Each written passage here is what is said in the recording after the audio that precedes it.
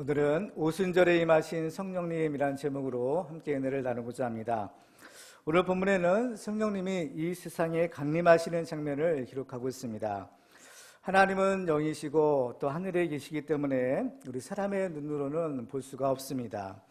그렇지만 전능하신 하나님께서는 무소부지하셔서 언제 어디서나 또 우리와 함께 하시고 우리를 다스리고 계십니다. 흔히들 믿지 않는 사람들은 하나님이 어디 계시냐, 하나님이 계시면 나한테 한번 보여달라라는 말을 흔히들 합니다.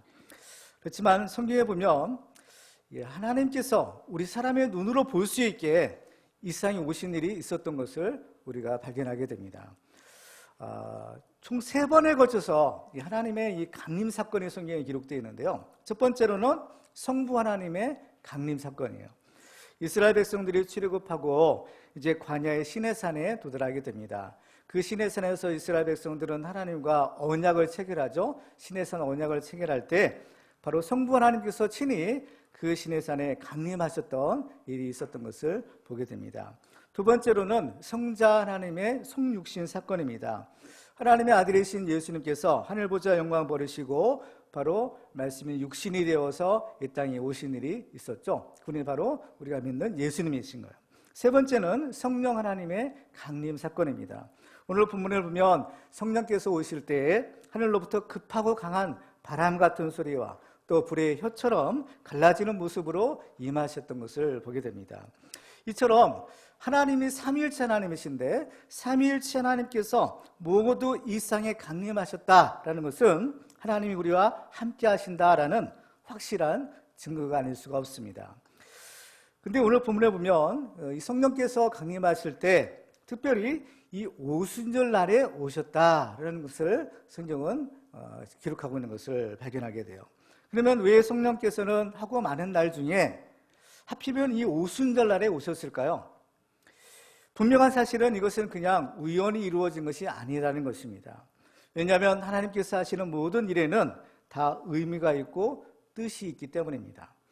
올해 우리 교회 표가 성령 충만한 증인이 되자입니다. 오늘 말씀을 듣는 우리들은 이 성령께서 오순절 날에 강림하신 그 의미를 살펴보고 성령의 충만함을 받아 예수 그리스도의 부활의 증인들이 다 되시기를 주님의 이름으로 축원합니다.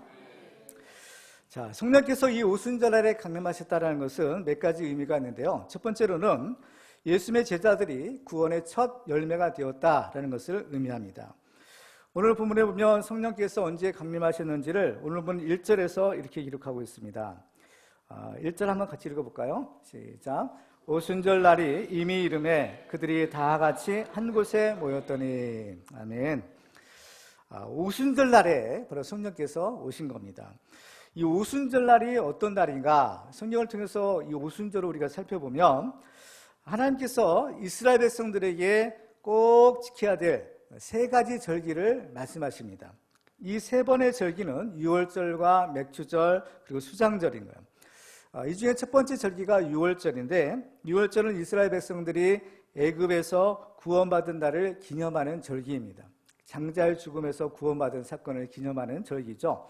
그리고 두 번째 절기가 이제 맥주절 또는 다른 말로 하면 오순절이라고 하는데 유월절 후, 그러니까 유월절 절기 첫 번째 안식일 다음 날부터 7주를 지납니다. 그리고 나서 그 다음 날에 지키는 절기가 이 맥주절인 거예요.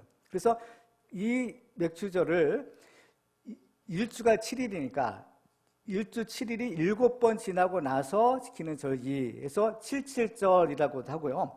또 이 절기는 특별히 보리추수를 하고 그 첫 열매로 드리는 절기, 그래서 맥주절 또는 맥주의 초실절이라는 이름으로 불리는 것을 보게 됩니다. 성경에 보면 이 맥주절은 이스라엘 백성들이 이제 드디어 이 가나안 땅에 들어가게 되죠. 그 가나안 땅에 들어가서 거기서 농사를 짓고 그 첫 수산물, 첫 열매로 드리는 절기였던 것을 보게 됩니다. 그래서 출애굽기 23장 16절에 보시면 맥주절을 지키라. 이는 내가 수고하여 밭에 뿌리는 것의 첫 열매를 거둠이니라 라고 했어요.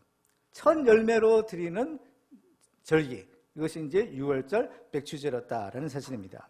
그렇기 때문에 지금 이 오순절 날에 그 성령께서 예수 믿고 구원받은 예수님의 제자들에게 임하셨다라는 것은 바로 그들이야말로 예수 믿고 구원받은 하나님의 백성의 첫 열매다라는 그러한 의미가 있는 것입니다. 성경을 보면 하나님께서는 우리를 구원하실 뿐만 아니라 구원받은 우리들에게 놀라운 축복을 또 아울러 주시는 것을 보게 돼요. 그래서 구약시대에도 보면요, 구약시대 하나님께서 애굽에 종살이하던 이스라엘 백성들을 구원해 내시죠. 구원하셔서 이제 시내산에서 하나님과 언약을 맺습니다. 그 언약을 맺을 때 바로 그들에게는 그 언약의 징표로서 모세를 통해서 십계명을 주세요. 이 십계명이 뭐냐? 하나님의 말씀이에요. 율법이라는 겁니다. 그래서 이 하나님의 말씀을 받은 이스라엘 백성들은 바로 최고의 축복을 받은 사람들이 된 겁니다. 다른 나라, 다른 민족에게는 하나님의 말씀을 주시지 않았어요. 이 하나님의 율법의 말씀은 오직 하나님의 은혜로 구원받은 하나님의 백성된 이스라엘에게만 주셨던 특별한 하나님의 은혜였던 것을 볼 수가 있는 겁니다. 그런데 하나님이 이 율법, 십계명을 언제 주셨느냐? 바로 이 오순절 날에 주신 거예요. 이스라엘 백성들이 6월절에 이제 애굽에서 출발해서 시내산에 도착하고 이제 모세가 십계명을 받는 그날이 언제냐면 따져 보면요, 그날이 50일째 되는 날인 거예요. 그래서 그 오순절 날에 하나님이 모세를 통해서 이 십계명인 율법의 말씀을 주셨던 것을 볼 수가 있는 겁니다. 그리고 또 신약 시대도 그래요. 신약 시대에도 하나님께서 우리 믿는 사람들에게 주시는 최고의 축복이 뭐냐? 바로 성령 충만함을 받는 겁니다. 그런데 이 성령 충만, 이 성령을 언제 보내주셨느냐? 바로 이 오순절 날에 보내주신 거예요. 그러니까 자, 절기로 보면 6월절을 통해서 구원받은 하나님의 백성들, 그죠? 6월절은 구원의 절기예요. 구원의 은혜를 받은 백성들이 이제 오순절에 바로 하나님의 축복을 받는데, 무슨 축복을 받느냐? 바로 구약시대에는 하나님의 말씀 율법을 받고, 신약시대에는 오순절에 뭘 받아요? 바로 성령님을 받는 겁니다. 그렇죠? 그렇기 때문에 이 오순절은 가장 하나님의 축복이 임하는, 그죠? 축복받는 날이구나, 또 축복받는 절기구나 라는 사실을 우리가 알 수 있는 것입니다. 특별히 이 오순절은 맥주절로서 하나님께 추수한 첫 열매로 지키는 절기이죠. 특별히 그래서 이 맥주절 오순절은 첫 열매의 의미가 있는 겁니다. 그런데 이 첫 열매라는 것은 뭐냐면은 대표성이 있는 거예요. 그렇죠? 첫 열매라는 것은 뭐요? 이 말의 의미는 두 번째 열매, 세 번째 열매가 있다라는 뜻이죠. 여러 열매가 있는 것. 그 중에서 첫 번째 열매를 이렇게 드린다는 겁니다. 그런데 지금 이 오순절 성령 받은 예수님의 제자들이 구원받은 바로 구원의 첫 열매라고 한다면, 첫 열매 말고도 두 번째, 세 번째 구원의 열매가 있을 수 있다라는 것을 의미하는 겁니다. 실제로 이스라엘 백성들은, 이 예수님의 제자들은 이때 성령 받고 나서 뭘 했죠? 이제 뛰어나가서 복음을 전하는 겁니다. 복음을 전해서 그 복음을 듣고 수많은 사람들이 예수 믿고 구원받은 이 구원의 열매를 맺히게 된 거죠. 특별히 이스라엘에는 세 가지 절기가 있다고 했는데, 자, 첫 번째 6월절, 그 다음에 두 번째 맥주절, 그 다음에 세 번째가 수장절인 겁니다. 수장절은 지금 오늘날 우리 추수감사절 같은 것인데, 자, 맥주절은 첫 열매예요. 첫 열매를 드리면 그 다음에 두 번째, 세 번째 열매가 이제 쭉 내치게 되는데, 이 수장절은 이제 마지막, 그죠? 마지막 추수에서 하나님께 드리는, 지키는 절기가 수장절인 겁니다. 그렇죠? 그러니까 맥주절을 잘 지킬 때 이 나머지, 그죠? 이 추수에, 풍성한 추수의 열매를 맺고 이 수장절을 지킬 수가 있게 되는 것입니다. 그렇기 때문에 이 맥주절이 첫 열매로 하나님 앞에 지키는 절기라면, 수장절은 첫 열매 이후에 모든 열매로 드리는 절기. 이게 무슨 의미가 있는가 하면, 자, 이 오순절 날에, 맥주절에 예수님의 제자들이 성령 받는 겁니다. 성령 받고 그들 자신이 구원의 첫 열매가 돼요. 이제 그들은 어때요? 그 다음에 그들을 통해서 또 다른 구원의 열매들이 맺히게 되는 거죠. 그래서 이 하늘의 씨가 땅에 떨어져서 자라서 30배, 60배, 100배의 결실을 맺는다고 했어요. 그래서 그 첫 열매가 있죠? 바로 30배, 60배, 100배의 결실을 맺고, 그 열매들이 또 맺고 해서 어떻게 해요? 수많은 사람들이 예수 믿고 오늘날 우리들까지 구원의 열매가 되는 것입니다. 그래서 예수님의 제자들이 이처럼 성령 받아서 복음을 전할 때 그들을 통하여 구원의 열매가 이렇게 풍성하게 맺을 수 있는 것처럼, 우리들도 바로 이 성령의 충만을 받아서 구원의 열매를 많이 맺고 주님을 기쁘시게 해드리는 충성된 주의 종들이 다 되시기를 주님의 이름으로 축원합니다. 두 번째, 성령께서 이 오순절에 강림하셨다라는 것은 주님의 말씀에 순종하는 사람이 바로 성령의 충만함을 받고 예수님의 부활의 첫 열매에 동참할 수 있는 그러한 은혜를 받는다는 것을 의미합니다. 자, 오늘 보면 1절을 보시면 예수님의 제자들이 오순절날에 어디에 있었는지를 밝히고 있어요. 1절 다시 한번 보시면요, 오순절 날이 이미 이름에 그들이 다 같이 한 곳에 모였더니 라고 했어요. 어디에 있는가가 중요한 겁니다. 자, 여기에 보면 그들이라고 했는데 이 그들은 약 성경에 보면 120명 정도가 되는 무리였다라고 성경이 기록해요. 그러면 그 120명이나 되는 많은 사람들이, 그렇죠? 다 같이 한 곳에 모였다는 거예요. 왜 그 많은 사람들이 그 한 곳에 모였을까요? 가장 직접적인 이유는 예수님의 말씀에 순종하기 위함인 겁니다. 지금 그들이 모인 까닭은 예수님이 약속하신 성령 받기 위함인 것이죠. 그런데 성령 받기 위해서 예수님께서 명령하신 일이 한 가지 있어요. 그 무엇이냐면 사도행전 1장 4절과 5절 같이 읽겠습니다. 시작. 사도와 함께 모이사 그들에게 분부하여 이르시되 예루살렘을 떠나지 말고 내게서 들은 바 아버지께서 약속하신 것을 기다리라. 요한은 물로 세례를 베풀었으나 너희는 몇 날이 못되어 성령으로 세례를 받으리라 하셨느니라. 아멘. 자, 성령 받기 전에는 예루살렘을 떠나지 말라는 거예요. 성령 받아야만 예루살렘부터 유대와 사마리아 땅까지로 증인이 되는데, 그러나 성령 받기 전에는 움직이지 말라는 거예요. 떠나지 말라. 그 자리를 지키라 라고 말씀하는 겁니다. 그래서 지금 이 예수님의 제자들이 그 자리에 다 같이 모였던 까닭, 바로 주님의 말씀에 순종해서 성령 받을 때까지 그 자리에 머물러 있는 겁니다. 구약시대에 이스라엘 백성들이 오순절에 하나님의 말씀을 받았다고 했습니다. 이제 예수님의 제자들도 그 오순절에 이 하나님의 말씀을 받는 거예요. 그런데 이 말씀이 육신되어 오신 분이 예수님인 거죠. 그렇죠? 구약시대에는 하나님께서 모세를 통하여 돌판에 새겨진 하나님의 말씀을 받았습니다. 이제 신약시대에는 예수 믿는 제자들은 돌판에 쓰여진 말씀이 아니라 말씀이 육신되어 오신 그 예수님, 그 예수님의 직접적인 말씀, 명령을 받는 거죠.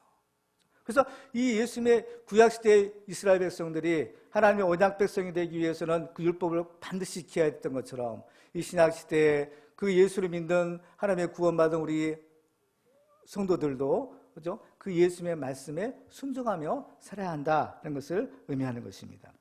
그럴 때 바로 우리는 하나님이 약속하신 성령을 받을 수 있는 거예요. 하나님의 성령은 누구에게 주어지느냐? 누가 하나님의 성령을 받을 수 있느냐? 바로 하나님의 말씀에 순종한 사람이 받을 수 있는 겁니다. 하나님의 말씀에 불순종하면 성령 받을 수가 없는 겁니다. 성령 충만할 수가 없는 거예요. 우리가 성령 충만하지 못하는 이유도 다 하나님의 말씀에 온전히 순종하지 못하기 때문에 온전한 이 성령의 충만함을 받지 못하는 겁니다. 사도행전 5장 32절에 보시면 이렇게 말씀하고 있어요. 같이 읽어볼까요? 시작. 우리는 이 일의 증인이요 하나님이 자기에게 순종하는 사람들에게 주신 성령도 그러하니라 하더라. 자, 이 성령이 누구에게 주어지는 거예요? 하나님께 순종하는 사람들에게 이 성령이 주어진다는 사실을 알게 됩니다. 우리가 하나님의 말씀에 항상 순종해야 되는 이유가 바로 여기에 있는 겁니다. 우리가 하나님의 말씀에 불순종하면 성령께서 역사할 수가 없는 거죠. 그렇죠? 예수님 자신도 하나님의 말씀에 철저하게 순종하는 삶을 사셨던 것을 보게 됩니다. 하나님의 아들이심에도 불구하고 육신으로 이 세상에 오셨을 때는 어땠어요? 하나님의 말씀에 철저하게 순종하시죠. 그래서 예수님은 죄가 없으신 분인 겁니다. 완벽한 하나님의 말씀에 순종하신 분, 그렇죠? 심지어는 이 죽음의 잔까지도, 그렇죠? 이 죽음의 잔까지도 순종하신 분이 예수님인 거예요. 이 잔을 내게서 옮겨 주옵소서. 그러나 내 원대로 마옵시고 아버지의 뜻대로 되기를 원합니다. 죽음의 잔마저도 순종하시는 그 예수님의 이 모습. 그러기에 어떻게 해요? 예수님은 죽으셨기에, 그 말씀대로 순종하여 죽으셨기에 부활의 첫 열매가 되시는 겁니다. 고린도서 15장 20절에 보면 그러나 이제 그리스도께서 죽은 자 가운데서 다시 살아나사 잠자는 자들의 첫 열매가 되셨도다. 잠자는 자들의 첫 열매, 부활의 첫 열매가 되신 거예요. 그 까닭은 바로 죽기까지 순종하시기 때문인 겁니다. 하나님의 말씀에 온전히 순종하신 그 예수님, 그분이야말로 죽음을 이기시고 부활의 첫 열매가 되어주시는 것. 이와 같이 예수님이 이러한 말씀에 대한 온전한 순종으로 부활의 첫 열매가 되셨다면 이제 우리들은 어떨까요? 우리도 마찬가지인 겁니다. 우리들도 바로 하나님의 말씀에 온전히 순종할 때 우리가 성령의 충만함을 받고 죽음을 이기는 예수의 부활에 동참할 수 있는 겁니다. 이것이 예수님의 부활의 첫 열매에 우리가 동참할 수 있는 비결이 되는 거죠. 그래서 우리들도 하나님의 말씀에 온전히 순종함으로 항상 성령 충만해서 예수님의 부활의 증인들이 다 되시기를 주님의 이름으로 축원합니다. 세 번째로 성령께서 오순절에 오셨다라는 것은 모든 일이 하나님의 섭리대로 이루어진다라는 것을 의미합니다. 사도행전을 기록한 누가는 특별히 성령께서 임하시는 날짜가 오순절이라는 것을 강조하고 있어요. 오순절 날이 이미 이르매라고 1절은 기록합니다. 여기서 오순절 날이 이미 이르매라는 이 부분을 헬라어 원어로 직역을 해보면 어떤 뜻이 되는가 하면 그 50일째 되는 날이 가득 채워졌을 때라는 거예요. 이게 헬라어 원어의 뜻이에요. 근데 우리 말로 번역할 때는 오순절에 이미 이르매라고 번역을 한 겁니다. 근데 원래의 원어의 뜻은 그 50일째가 되는 날이 가득 채워졌을 때인 거예요. 가득 채워졌다는 것은 뭐냐면은 하나님의 때가 이제 되었다는 거죠. 하나님의 때가 임박했다라는 것을 의미하는 겁니다. 그러니까 성령께서 오시는 것은 아무 때나 오시는 것이 아니고 또 우연하거나 또 즉흥적으로 오시는 것이 아니라 이 철저한 하나님의 때가 찰 때, 그러니까 하나님의 계획에 따라서 오셨다라는 것을 의미하는 겁니다. 그 증거를 보면 이 오순절에 성령께서 오시기 위해서 예수님이 하신 일이 있었던 거예요. 성령이 오시기 위해서는 먼저 예수님이 하신 일이 있었다는 겁니다. 그게 뭐냐? 예수님의 십자가에 죽으심인 거예요. 자, 성경을 보면요, 예수님이 십자가 달려 돌아가셨을 때 그때도 절기라고 했어요. 어떤 절기죠? 유월절 절기인 거예요. 유월절 절기 때 예수님이 십자가 달려 돌아가시고 이제 안식 후 첫날 부활하시는 겁니다. 그렇죠? 첫날 부활하시는 거예요. 그래서 예수님이 부활하시고 나서 40일을 어때요? 제자들과 함께 이 세상에 계셨다는 거죠. 그렇죠? 그리고 이제 감람산에서 제자들이 보는 눈앞에서 하늘로 승천하시는 그 일이 이제 사도행 1장에 기록되어 있잖아요. 그리고 나서 어때요? 한 열흘이죠, 이제. 오순절이니까. 그리고 나서 열흘 정도 있다가 이 오순절에 성령이 오신 겁니다. 그러니까 자, 이 오순절에 성령이 오시기 위해서는 먼저 예수 그리스도의 유월절에 십자가에 피 흘리심이 부활이 먼저 있어야만 했구나라는 사실을 알게 되는 거죠. 따라서 유월절에서 예수님의 보혈의 공로로 구원의 은혜를 받은 하나님의 백성들이 이제 첫 열매의 감사와 기쁨의 절기인 오순절에 성령 받은 것은 철저한 하나님의 섭리이자 구원의 계획에 따라서 된 것이다 라는 사실을 알게 되는 겁니다. 하나님은 우리 인생의 생사화복과 인류 역사를 주관하시는 분이시죠. 모든 것이 하나님의 계획과 하나님의 뜻대로 이루어지는 것을 보게 됩니다. 그렇기 때문에 우리가 이렇게 예수를 믿고 구원받고 이 자리에 앉아서 예배를 드릴 수 있다는 거, 이것은 절대로 우연이 아니에요. 이건 절대로 사람의 뜻이나 사람의 힘으로 된 것이 아니라는 겁니다. 그럼 뭘로 된 것이에요? 철저한 하나님의 섭리로 된 것입니다. 이 사실을 믿으시기 바랍니다. 섭리라는 말의 국어사전의 뜻을 보면 세상과 우주 만물을 다스리시는 하나님의 뜻이라고 했어요. 그러니까 이 모든 것이 다 하나님의 섭리라고 한다면 하나님의 뜻대로 이루어진다라는 것입니다. 다니엘서에 보면 바벨론의 느부갓네살 왕의 이야기가 나오죠. 느부갓네살 왕이 아주 강대한 나라의 임금인 겁니다. 이 느부갓네살 왕 말 한마디면 어때요? 다 거기 불순종하는 것이 없어요. 다 그 뜻대로 이루어지는 겁니다. 그러다 보니까 교만해지죠. 그러니까 하나님께서 이 꿈을 통해서 경고하세요. 그런데 결국에는 이 바벨론 느부갓네살 왕이 그만 교만한 말을 내뱉죠. 그럴 때 왕이 예수 죽고 나서 7년 동안 들의 짐승처럼 살게 됩니다. 근데 이제 7년이 차고 하나님이 예언하신 7년의 때가 차고 하나님의 지혜가 다시 그게 돌아왔는데 하나님의 지혜를 다시 바꿔보니까 깨닫게 된 거예요. 뭐냐? 아, 세상 만사가 다 하나님의 뜻대로 이루어지는 것이구나. 내가 임금이 되어서 내 뜻대로 하는 줄 알았더니 이것이 아니구나. 내가 이 바벨론의 왕이 된 것도 하나님의 뜻이고, 그렇죠? 나보다 더 높으신 바로 온 천하 만국을 다스리시는 살아계신 하나님이 계시구나 하는 것을 그때서 깨달은 겁니다. 그럴 때 이 느부갓네살 왕이 이런 고백을 하게 돼요. 다니엘서 4장 35절에 보면 땅의 모든 사람들을 없는 것 같이 여기시며 하늘의 군대에게든지 땅의 사람에게든지 그는 자기의 뜻대로 행하시나니 그의 손을 금하든지 혹시 이르기를 내가 무엇을 하느냐고 할 자가 아무도 없도다. 이건 누구의 말이에요? 느부갓네살 왕의 말인 겁니다. 하나님은 자기의 뜻대로 모든 것을 다 행하시는구나 라는 것을 깨달았던 거예요. 모든 것이 하나님의 뜻대로 이루어졌다면 우리가 예수 믿고 구원받은 것도 누구의 뜻으로? 하나님의 뜻으로 이루어졌다는 겁니다.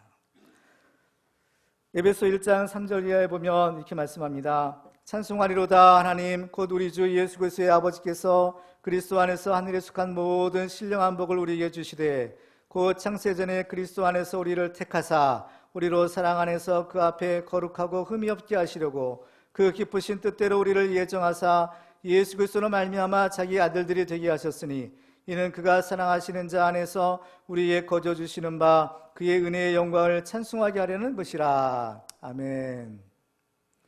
창세 전부터 그리스도 안에서 우리를 택하셨다는 거예요. 이 사실을 믿으시기 바랍니다. 그러니까 우리가 구원받은 거, 성령 받은 거 다 하나님의 은혜요, 다 하나님의 뜻대로 이루어지는 것입니다. 그러니까 우리는요, 정말 우리가 창세 전부터 하나님 우리를 택하셨다는 사실이 너무나 놀랍지 않고 너무나 감사하지 않아요? 우리가 태어나기 전부터 하나님께서 우리를 다 알고 계신, 이미 다 택하셨다는 거예요. 이게 하나님의 은혜인 겁니다. 그때 우리는 자랑할 것이 없다고 했어요. 너희가 구원받은 것은, 그죠? 하나님의 은혜로 된 것이니, 그죠? 아무도 자랑하지 못하게 하려 합니다 하는 거예요. 하나님의 은혜라는 거예요. 근데 사도 바울의 고백처럼 나의 나 된 것은 다 하나님의 은혜입니다. 은혜입니다. 하나님의 은혜. 그래서 우리들은요, 이 하나님의 구원의 은혜를 어떻게 해요? 결코 소홀히 여기서는 안 되는 겁니다. 하나님은 이미 가장 큰 축복을 주신 거예요. 뭐요? 구원의 은혜인 거예요. 하나님 우리를 택하셨다는 겁니다. 우리는 항상 이 하나님의 구원의 은혜를 잊지 아니하시고 하나님께 감사하는 삶을 사시기 바랍니다. 그리고 우리는 만세전부터 우리를 부르신, 택하신 하나님의 뜻이 있다는 것을 알아야 되는 거예요. 왜 우리를 부르셨느냐? 왜 우리를 택하셨느냐? 하나님의 목적이 있다는 거예요. 그게 우리가 감당해야 될 사명인 것입니다. 그때 우리들은 하나님의 구원에 의해서 날마다 감사하며 주님의 그 사명을 잘 감당하는 주님의 충성된 종들 되시기를 주님의 이름으로 축원합니다. 마지막으로 성령께서 오순절에 강림하셨다라는 것은 하나님의 언약이 성취되었다라는 것을 의미하는 것입니다. 성경을 보면 하나님께서 아브라함을 부르셨을 때 아브라함의 축복의 약속을 주세요. 무슨 약속을 주시느냐? 땅의 축복과 자손의 축복과 하나님이 너와 함께 하겠다는 임마누엘 축복, 이 세 가지 축복의 약속을 주시는 것을 보게 됩니다. 그런데 이제 아브라함의 생애는 그래서 이 하나님의 약속의 말씀을 붙들고 살았던 거예요. 물론 아브라함의 당대에 그 축복이 이루어지진 않아요. 그렇죠? 이 가나안 땅 동서남북 사방을 다 둘러보고 다 다녀봐라. 내가 받는 땅 다 내게 주리라. 내 후손들 하늘의 별과 같이 땅의 바다의 모래같이 많게 하리라. 그런데 아브라함의 당대에는 이루어지지 않는 겁니다. 그럼에도 불구하고 아브라함은 하나님의 약속의 말씀을 믿었다고 했어요. 비록 손에는 보이는 것이 없고 잡히는 것이 없을지라도 하나님께서 말씀하셨으니까 그 말씀하신 대로 이루어질 것이다, 이 믿음을 가졌던 겁니다. 하나님께서는 그 아브라함의 믿음을 보시고 그를 의롭게 여기셨다고 했어요. 하나님이 보시는, 우리가 하나님 앞에 의롭다 인정받는 것이 믿음인데, 믿음은 어떤 믿음이냐? 하나님의 말씀을 신뢰하는 믿음인 겁니다. 하나님의 축복이 있어요. 성경을 보면 하나님의 축복의 원리가 있다는 것을 발견하게 됩니다. 그것은 하나님께서 우리에게 복을 주시는데 그 축복을 주시는 거예요. 축복에 주시되 축복의 열매로서가 아니라 축복의 씨앗을 주시더라는 거예요. 이 씨앗이 뭡니까? 하나님의 약속의 말씀이죠. 말씀이 씨앗인 겁니다. 그래서 우리가 믿음으로 하나님의 말씀을 받으면 하나님의 축복의 씨앗을 우리 속에 심는 거예요. 그러니까 우리가 하나님의 말씀을 우리가 들을 때 성령의 감동을 통해서 이것이 나에게 주시는 말씀이구나, 나에게 주시는 축복이구나라는 것을 깨달을 때, 생각이 날 때, 그죠? 아멘으로 받는 겁니다. 그러면 그 말씀이 누구 것이 돼요? 내 것이 되는 거예요. 내 마음밭에 심겨지는 겁니다. 그러면 우리가 그 하나님의 약속의 말씀을 붙들고 하나님의 말씀을 품에 안고, 그죠? 하나님의 말씀을 마음판에 새기고 하루하루를 살아가는 거예요. 하나님께서 나에게 이런 말씀을 주셨으니 이 말씀이 꼭 반드시 이루어질 것이다, 이 믿음을 가지고 하루하루를 사는 겁니다. 그러면 지금 당장에는 그 말씀이 이루어지지 않더라도 하나님의 때가 차면 하나님의 말씀이 이루어질 때가 있는 거예요. 그것이 이제 어때요? 씨를 마찬가지인 겁니다. 씨를 심으면 지금 당장에 열매가 아니죠. 씨를 심으면 먼저는 뿌리가 나고 줄기가 나고, 그렇죠? 사람들이 돌봐주고 가꾸어주고, 그렇죠? 비가 내리고, 그러면 이제 가을에 추수 때가 되면 열매를 맺는 겁니다. 30배, 60배, 100배 열매가 맺는 거예요. 이때 축복의 열매가 비로소 그때 맺히게 되는 거예요. 그럴 때 우리는 이 하나님의 약속이 반드시 이루어졌구나라는 것을 우리가 확인하고, 역시 하나님의 약속의 말씀은 반드시 이루어지는가라는 것을 우리가 확인할 수 있는 것입니다. 지금 이 오순절에 바로 성령께서 오셨다라는 것은요, 하나님의 언약이 성취되었다라는 것을 의미하는 것입니다. 왜냐하면 이 오순절 절기는 언제 지키느냐? 이스라엘 백성들이 이제 광야 생활을 끝나고 요단강을 건너가서 마침내 가나안 땅에 들어가서 그 가나안 땅에서 농사를 짓고 첫 소산으로, 첫 열매로 드리는 절기가 오순절 맥주절이기 때문인 거예요. 그러니까 아브라함 때부터 약속하신 그 가나안 땅을 주리라, 땅의 축복이 어때요? 여호수아 때 이루어지는 겁니다. 수백 년이 걸렸어요. 수백 년이 걸리고 그 여호수아 때 가나안 땅에 들어가서 어때요? 이 맥주절, 6월 오순절을 지키는 거예요. 하나님께서 이 절기를 지키라고 하실 때는 아직 가나안 땅에 들어가기 전이에요. 그 전에 이미 이 절기를 지키라고 하시는 거예요. 그래서 너희들이 이제 드디어 가나안 땅에 들어가게 되거든, 거기에서 첫 열매로 이 오순절을, 또 이 맥주절을 지키라 명령하시는 겁니다. 그러니까 이스라엘 사람들이 오순절이라는 것은 뭐냐? 하나님의 약속이 드디어 이루어졌다, 드디어 성취되었다라는 것을 의미하는 절기라는 거예요. 오순절 자체가. 그렇죠?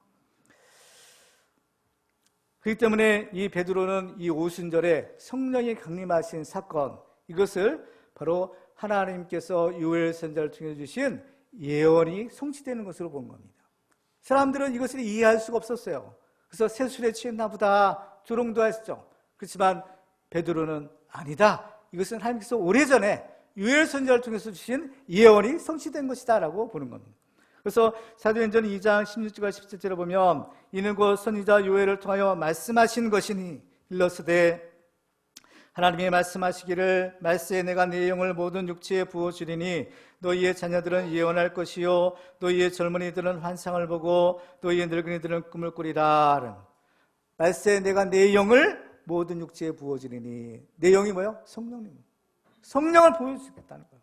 근데 그 하나님의 약속이 이제 이 오순절 성령 강림으로 이루어졌다, 성취되었다라고 해석을 하는 겁니다.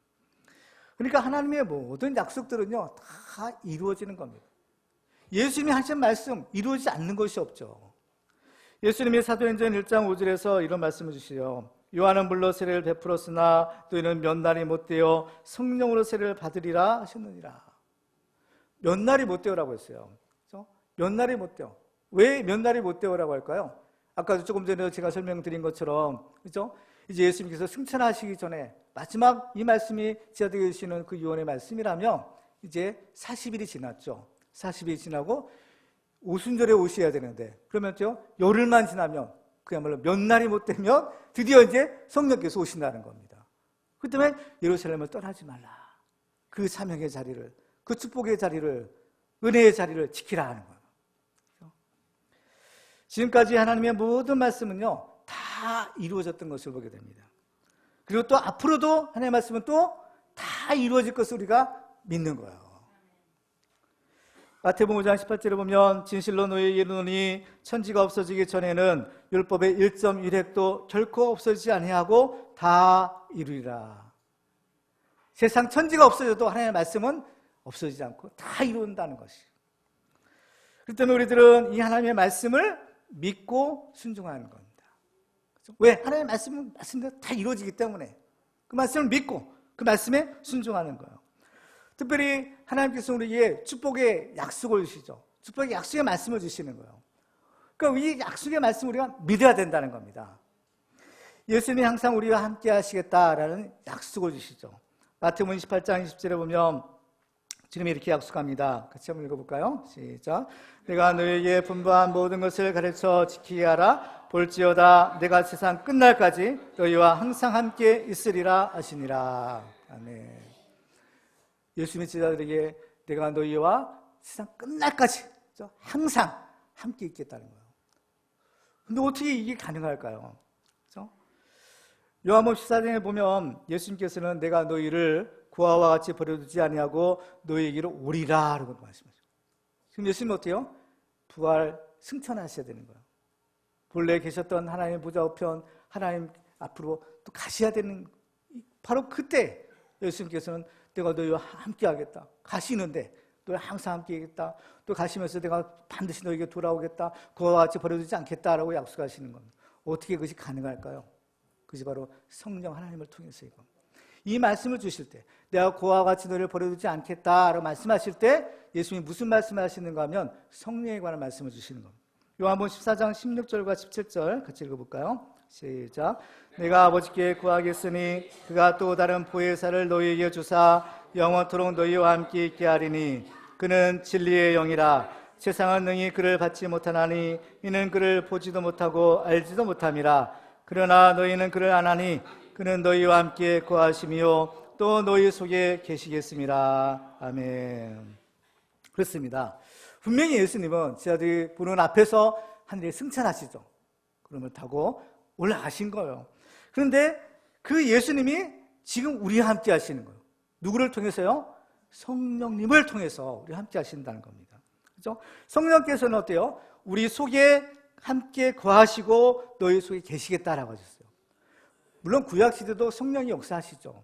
그렇지만 항상 내주하지는 않으신 겁니다. 그때 필요에 의해서 성령께서 강권적으로 역사하셨지만 이제 신약시대의 축복이 뭡니까? 최고의 축복이 성령 충만 받는 것이라고 했죠. 왜 성령 충만이 최고의 축복이냐? 성령 하나님이 바로 우리 가운데 오셔서 우리 속에 거하시고 우리를 떠나가지 아니하신다는 거예요. 영원히 우리와 함께 하시는. 그래서 우리는 뭐요? 하나님의 거하시는 거룩한 성전이다라고 말씀하시는 거예요. 성전인 거예요. 우리 몸이 하나님이 거하시는 성전인 거예요. 어떻게 해요? 바로 이 성령 하나님을 통해서. 예수님은 지금 하나님의 보좌 우편에 계시지만 이 성령님을 통해서 우리 예수 믿는 모든 사람들에게 그 마음속에 지금도 오셔서 자정하고 계시고 우리와 함께하고 계시는 것을 믿으시기 바랍니다. 예수님의 또 다른 이름이 무엇인가요? 임마누엘이죠. 마태복음 1장 23절을 보면 보라 처녀가 잉태하여 아들을 낳을 것이요 그 이름은 임마누엘이라 하리라 하셨으니 이를 번역한즉 하나님 우리와 함께 계시다 함이라. 성령으로 잉태되신 예수님, 바로 그 예수님이 성령을 통해서 우리와 영원토록 함께 하시는 임마누엘의 하나님이 되어 주시는 겁니다. 우리는 하나님이 함께 주셔야만 살 수 있어요. 우리 힘으로는 이 세상을 어떻게 살겠습니까? 창세기서에 보면 애굽의 바로가 야곱에게 나이를 물었습니다. 그때 야곱은 내 나그네 길의 세월이 130년인데 험악한 세월을 보냈다고 했어요. 아버지의 집을 떠나 오랜 세월 동안 타향살이를 했던 야곱이 경험한 세상은 그야말로 그가 말한 대로 험악한 세상이었던 겁니다. 그러나 야곱이 그 험악한 세상에서 130년이라는 세월을 무사히 보낼 수 있었던 것은 하나님께서 그와 함께 하시는 임마누엘의 축복의 결과였던 것입니다. 하나님께서 아브라함에게 주셨던 그 세 가지 축복, 하나님이 함께 하시는 임마누엘의 축복이 있었죠. 바로 이 축복이, 이 세 가지 축복이 아브라함의 후손들에게 계속해서 이 축복이 내려가는 것을 보게 됩니다. 그래서 이 야곱도 그 아브라함에게 약속한 그 축복을 받은 사람인 거예요. 야곱이 베델에서 하나님을 꿈속에서 만나게 됩니다. 그때 하나님께서는 야곱에게 이런 약속을 주시죠. 창세기서 28장 15절을 같이 읽도록 하겠습니다. 시작. 내가 너와 함께 있어 내가 어디로 가든지 너를 지키며 너를 이끌어 이 땅으로 돌아오게 할지라. 내가 네게 허락한 것을 다 이루기까지 너를 떠나지 아니하리라 하신지라. 아멘. 내가 너와 함께 있겠다. 너를 떠나지 않겠다. 이것이 바로 임마누엘의 축복입니다. 바로 이 임마누엘의 약속이 예수 그리스도 통해서 성취되고 성령 하나님을 통해서 성취가 된 것입니다. 야곱이 살던 시대나 지금의 시대나 험악한 세상은 전혀 변하지 않는 것을 보게 됩니다. 언제 무슨 일을 당할는지 알 수가 없고 내일을 전혀 예측할 수 없는 것이 우리들의 삶인 것입니다. 그렇지만 여전히 변하지 않는 것이 또 한 가지가 있는데 그것은 바로 하나님이 살아계시다는 사실과 야곱과 함께 하셨던 그 하나님이 지금도 우리와 함께 하신다라는 사실인 것입니다. 이것도 또한 변함이 없는 거예요. 하나님이 살아계시고 하나님이 아브라함을 축복하시고 이삭과 야곱과 요셉과 함께 하셨던 그 하나님, 그 하나님이 지금도 살아계셔서 우리와 함께 하고 계심을 믿으시기 바랍니다. 그렇습니다. 바로 이것은 하나님께서 성령을 통해서 우리에게 주시는 축복인 것입니다. 성경을 보면 성령을 가리켜서 하나님의 영 또는 예수의 영이라고 기록하고 있어요. 이것은 우리가 성령으로 거듭날 때 우리는 참된 하나님의 사람이 될 수 있고 또한 진정으로 예수를 믿는 그리스도인이 될 수 있다는 것을 의미하는 것입니다. 요한복음 3장에 보면 예수께서 대답하시되 진실로 진실로 내게 이르노니 사람이 물과 성령으로 나지 아니하면 하나님의 나라에 들어갈 수 없느니라 라고 했습니다. 또 고린도서 6장에 보면 너희 몸은 너희가 하나님께로부터 받은 바 너희 가운데 계신 성령의 주인 줄을 알지 못하느냐. 너희는 너희 자신의 것이 아니라고 했습니다. 그렇죠? 그러면 하나님은 성령을 통해서 예수님도 성령을 통해서 우리와 함께 하시고 우리는 성부, 성자, 성령 하나님의 거하시는 거룩한 하나님의 성전이라고 하셨는데 지금 우리에게 성령님이 함께 계시다는 증거가 무엇인가요? 여러분들 속에는 성령이 계십니까? 아멘. 성령이 계시는 것. 성령이 계시다는 증거가 무엇이에요? 방언을 하기 때문에? 은사가 받았기 때문에? 무엇입니까? 여러분이 내 속에 성령이 계시다. 무엇으로 알 수 있어요? 무엇으로 증거할 수 있어요? 가장 근본적인 사실. 우리가 예수 믿는 거. 예수 믿을 수 있다는 거예요. 고린도서 12장 3절을 같이 읽도록 하겠습니다. 시작. 그러므로 내가 너희에게 알리노니 하나님의 영으로 말하는 자는 누구든지 예수를 저주할 자라 하지 아니하고 또 성령으로 아니하고는 누구든지 예수를 주시라 할 수 없느니라. 아멘. 여러분들 예수님을 믿으십니까? 아멘. 여러분들 예수님을 여러분의 주님으로 고백하십니까? 아멘. 이것이 우리 가운데 성령이 계시다는 증거인 겁니다. 성령이 아니면 우리가 예수를 믿을 수도 없고 예수님을 우리의 주님으로 고백할 수도 없는 겁니다. 우리는 이미 다 예수를 믿기 때문에 예수가 예수 믿는 사람입니다. 예수님 내 주님입니다. 자연스럽게 우리가 고백할 수 있지만 예수 믿지 않는 사람들은 이게 안 되는 거예요. 할 수가 없는 겁니다. 희한하죠? 신기한 일이에요. 안 되는 겁니다. 그렇죠? 그렇기 때문에 우리가 예수님을 믿고 예수를 믿을 수 있다는 것 자체가 성령의 역사가 아니면 할 수가 없다라는 것입니다. 그렇기 때문에 우리가 예수님을 믿을 수 있다라는 것, 우리가 지금 이 자리에 있는다는 것 사실, 그 예배의 자리에 있다라는 것은 우리 가운데 성령이 계시다는 가장 확실한 증거가 아닐 수 없는 것입니다. 다만 문제는 우리가 이 성령의 충만함을 받는 거예요. 우리에게는 예수 믿는 사람들에게는 다 예수님이 성령이 내주하고 계시는 거예요. 계시는 겁니다. 다만 문제는 성령의 충만함까지 받는데 이르야 되는데 성령 충만한 데까지 이르지 못하니까 우리가 하나님의 뜻대로 살지가 못하고 늘 넘어지고 또 실수하는 거죠. 그러나 그럼에도 불구하고 성령은 우리를 떠나가지 않으신다고 말씀하셔요. 이게 참 하나님의 은혜가 아닐 수 없는 겁니다. 비록 성령께서 탄식하며 우리를 위하여 기도하신다 하실지라도 우리를 절대로 버리거나 떠나지 아니하신다는 거예요. 성령이 그렇게 마음 아파하고 오시겠으면 탄식하며 기도하시겠어요. 바로 우리 연약함 때문인 겁니다. 그럼에도 불구하고 주님은 결코 우리를 포기하지 않으신다. 결코 우리를 버리지 아니하신다. 우리를 그와 같이 우리를 버려두지 아니하신다. 이게 주님의 약속인 겁니다. 올해 우리 교회의 표어가 성령 충만한 증인이 되자인 겁니다. 오늘 말씀을 통해서 우리들은 성령의 충만함을 받아 예수 그리스도의 부활에 참된 증인들이 다 되시기를 주님의 이름으로 축원합니다. 말씀을 맺겠습니다. 오순절에 하나님의 약속인 성령님이 오셨습니다. 바로 이 오순절에 드리는 첫 열매는 가장 귀하고 또 우리의 모든 전부인 겁니다. 그러니까 오순절에 드리는 이 예물, 이것이 바로 우리가 하나님 앞에 드리는 거룩한 산 제물의 제물로 드리는 절기인 겁니다. 이렇게 이 오순절 날은 우리의 가장 귀한 것을 주님께 드리는 절기예요. 근데요, 우리의 가장 귀한 것을, 우리의 전부를, 우리의 몸을 하나님께 드리면 하나님도 또한 가장 귀한 것을 우리에게 주시는 겁니다. 하나님의 행한 대로 갚아주시는 분이라고 했어요. 이 가장 귀한 헌신의 이 절기에 하나님께서는 가장 귀한 독생자 예수 그리스도를 보내주시고 또 가장 귀한 성령 하나님을 우리에게 보내주셨던 겁니다. 이게 다 의미가 있었던 것이에요. 그렇기 때문에 우리는 이 오순절 마가다락방의 그 제자들처럼 성령의 충만함을 받아 예수 그리스도의 부활의 증인들이 다 되시기를 주님의 이름으로 축원합니다. 기도하겠습니다.